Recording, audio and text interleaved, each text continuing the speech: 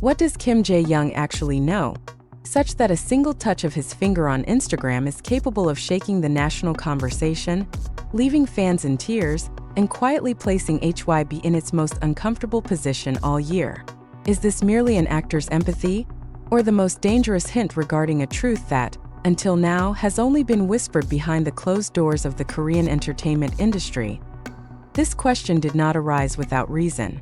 In an era where scandals usually explode through official statements, leaked recordings, or long investigative reports, everything instead began with something that seemed almost insignificant: a single Instagram like. There was no press conference. No lengsi clarificación. No explicitación. Yet, precisely because of that silence, the public reaction became deafening.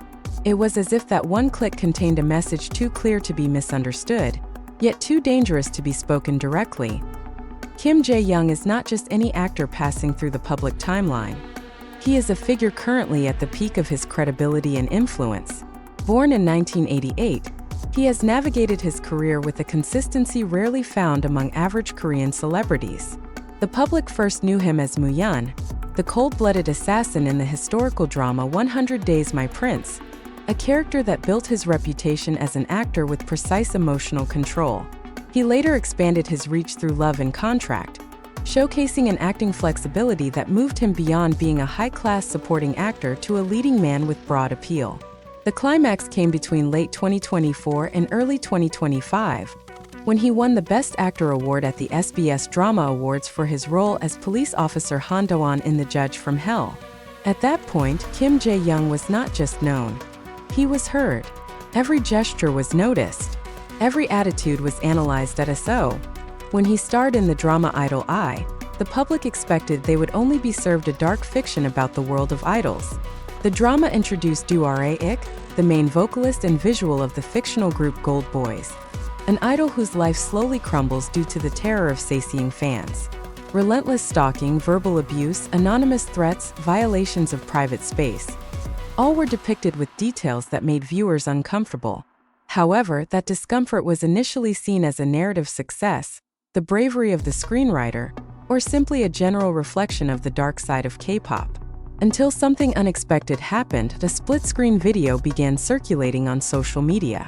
On one side, a clip from Idol I showing Do Ra-ik being chased, followed, and terrorized. On the other side, real footage of the privacy invasions experienced by BTS's Jungkook. The fictional scene and reality sat side by side with similarities too striking to ignore. The public went silent for a moment before reacting. Many wondered in their hearts, was this just a coincidence, or an indirect admission that what Jungkook has experienced for years has become the blueprint for entertainment narratives? In the midst of that frenzy, Kim Jae-young pressed the like button on an Instagram post accompanying the video. The caption was short but hit hard. It stated that the Idol I clips felt like a mirror of what Jungkook has endured, and that Jungkook has paid the highest price for his status as an idol. The word HYBE was not there. There was no explicit allegation. Yet, because of that, public interpretation exploded in every direction.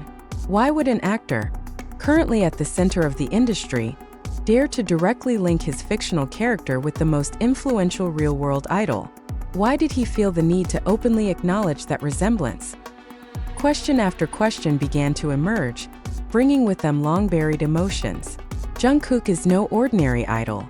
He is the global face of K-pop, the symbol of HYBE's success, and a massive magnet for popularity. Since completing his mandatory military service in June 2025, his life has instead turned into a recurring nightmare. He has been followed since his first day of freedom, his private home has been infiltrated, his garage has become a hiding spot for strangers, and attempts to enter his residence have occurred for days while he was abroad. These are not rumors, but a series of incidents already known to the public. However, the question that continues to haunt everyone is why protection feels so fragile, why institutional responses appear slow, and why an idol as big as Jungkook seems to be left to face this terror alone. When Kim Jae-young liked the post, many netizens felt it was the confirmation they had been waiting for. It was as if someone from within the industry, someone who understands the mechanisms of Korean entertainment, finally nodded and said without a sound, "Yes, this is indeed real." The public reaction shifted from mere discussion to a collective outpouring of emotion. There was anger, sadness, and a sense of guilt for enjoying the glamour without thinking enough about the price paid behind it. Many wrote that if even an actor could see this resemblance, then it is impossible for the powerful figures in the industry not to realize it. The name HYBE began to be mentioned, not as an official accusation, but as an inescapable shadow. A giant company that built a global empire is now being questioned on its ability to protect its greatest asset. For some fans, Kim Jae-young's felt like a barb too sharp to be considered a coincidence.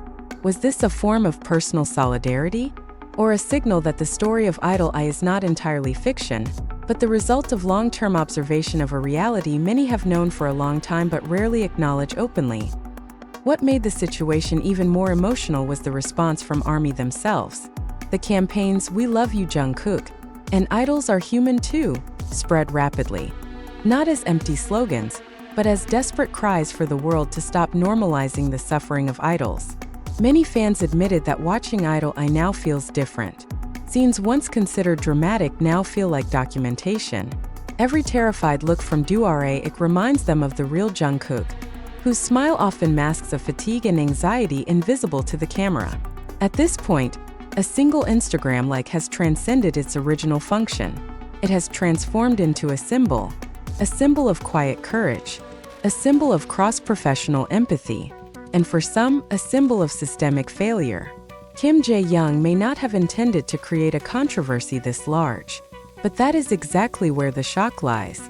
When the truth is too heavy to be spoken, it sometimes appears in the simplest form, then explodes in the hands of a public that has long been ready to hear it. Does Kim Jae-young know more than he has revealed? Is Idol I a mirror intentionally polished to look like fiction? And most disturbingly, if everyone seems to know about Jungkook's suffering, why does real change feel so slow? These questions hang in the air, unanswered, yet continue to press upon the conscience of the Korean entertainment industry. One click has happened, and since that moment, no one can truly pretend not to see it. What followed was an echo that refused to fade. The question surrounding Kim Jae-young's single didn't stop at who he was supporting, but evolved into something far more unsettling. Why did so many people immediately believe that the drama Idol I was a mirror of Jungkook's life? Why did the resemblance feel too specific, too accurate, and too emotional to be dismissed as mere coincidence? ARMY fandom is often cited as the primary factor behind this success, but such a reduction is overly simplistic. The fandom plays a role, but what allows Jungkook to cross boundaries is his ability to reach far beyond the fandom itself. His songs enter casual playlists, played by listeners who may not follow K-pop, may not know BTS deeply, and may not engage in fandom culture at all. They hear the voice, feel the emotion, and choose to stay. This is where the boundary between idol and global artist truly begins to blur. YouTube, as both a visual and audio platform, offers Jungkook a unique advantage. Even in official audio formats without complex music videos, the pull of his voice remains dominant. This sends an important signal.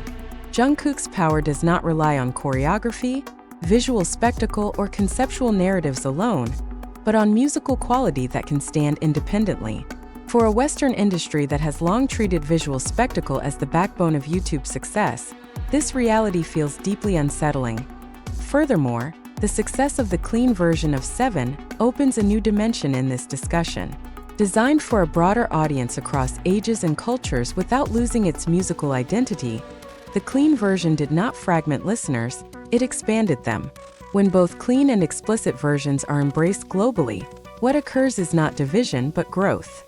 Jungkook did not choose one market at the expense of another. He bridged them. This is an artistic strategy that rarely succeeds, even among Western musicians. At this stage, comparisons with Western musicians become unavoidable, and it is precisely here that tension emerges. Jungkook does not defeat them in a confrontational sense. Rather, he surpasses them in something more fundamental: endurance.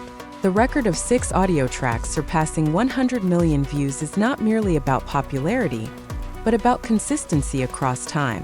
This is a metric that cannot be manipulated by fleeting trends. Music analysts have begun to interpret this achievement as evidence of a shift in global taste.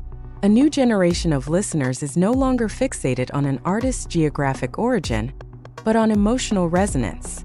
They have grown up in a borderless digital era, where Korean, Latin, African, and Southeast Asian music exists in the same space as American and European pop. In such a landscape, Jungkook does not appear as an outsider, but as a center. What is striking is that Jungkook reached this position without a narrative of resistance against the West. There were no ideological declarations, no anti-dominance campaigns.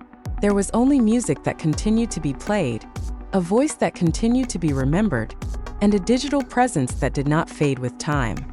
It is precisely this quietness that strengthens his achievement.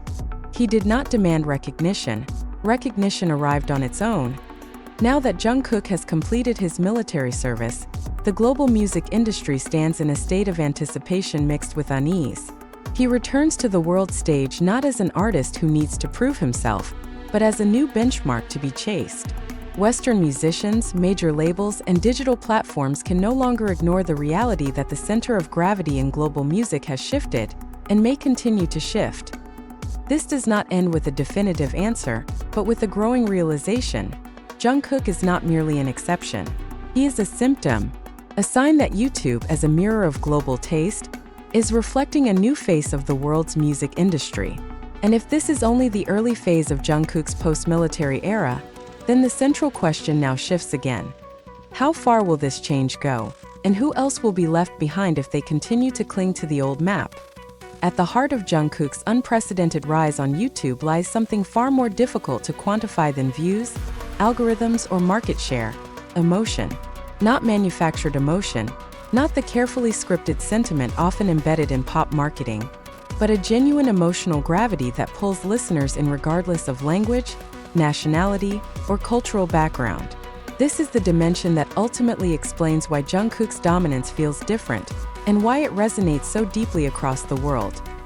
Music history shows that true global icons are rarely defined by numbers alone. Numbers follow meaning, not the other way around.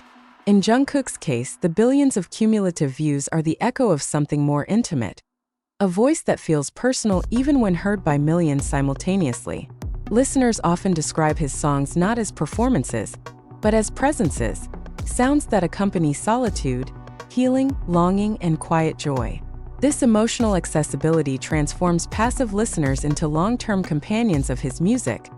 What distinguishes Jungkook in the current digital era is his ability to exist at the intersection of vulnerability and universality. His vocal delivery carries a softness that invites closeness, yet it is technically refined enough to command respect across genres. This balance allows his music to slip seamlessly into daily life. It is played in bedrooms, cars, cafes, headphones during long commutes, spaces where emotional authenticity matters more than spectacle. In these private moments, Jungkook's music builds loyalty far stronger than any promotional campaign could achieve. This emotional bond is also what allows Jungkook to transcend the traditional boundaries of fandom. While ARMY remains a powerful force, the continued growth of his YouTube views reveals a broader truth. Many listeners engaging with his music are not participating in fan culture at all. They are not streaming out of obligation or collective effort. They are listening because the music speaks to them personally. This silent majority, often invisible in online discourse, plays a crucial role in sustaining long-term relevance. The post-military context adds another layer of emotional weight to Jungkook's return. Military service, often framed as an interruption, has instead deepened the narrative surrounding him. His absence did not weaken the connection, it intensified it. Listeners projected patience, anticipation, and emotional continuity onto his existing work. Songs became placeholders for presence, reminders that artistry does not disappear simply because the artist steps away from the spotlight. When Jungkook completed his service, he did not return to reclaim attention. He returned to an audience that had never truly left. In contrast, much of the Western pop ecosystem continues to prioritize immediacy. Success is often measured by how loudly a song enters the conversation, not how long it stays. Jungkook's trajectory challenges this logic. His music lingers. It accumulates meaning over time. YouTube, with its endless replayability, becomes the perfect environment for this kind of slow-burning impact. The platform does not reward noise alone, it rewards attachment. This is why the term Anik Emma's YouTube, or YouTube's golden child, resonates beyond fan rhetoric.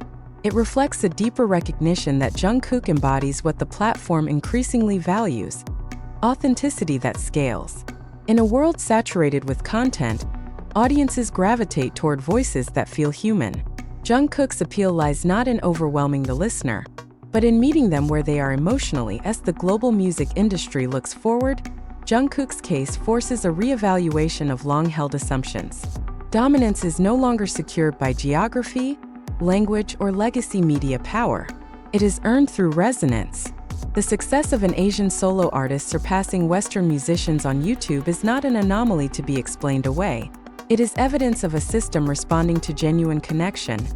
Chapter 3 does not conclude with a prediction, because Jungkook's story resists neat forecasts. Instead, it ends with recognition. Recognition that a shift has already occurred. Recognition that the emotional center of global music has widened. And recognition that Jungkook is not standing at the edge of this change, but firmly within it, shaping it quietly, persistently, and profoundly. In this new era, the question is no longer who will dominate the charts tomorrow. The question is who will be remembered, replayed, and returned to when the noise fades. If YouTube's data is any indication, Jungkook has already given the world its answer.